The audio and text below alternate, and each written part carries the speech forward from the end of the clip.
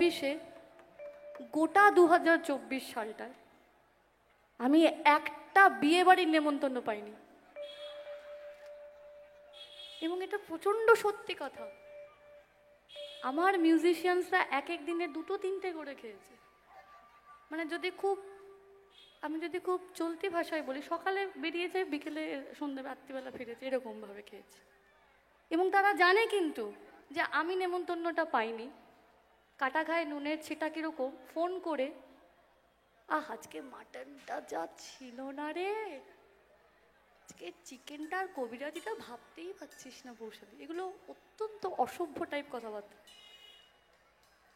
সেই দুঃখে হোক রাগে হোক কিছুটা অভিমান, আমি একটা বিয়ের গান গাই। নিমন্তন্ন পাইনি তো কি হয়েছে, সুন্দরী কন্যাকে দেখে গাওয়া যেতেই পারে।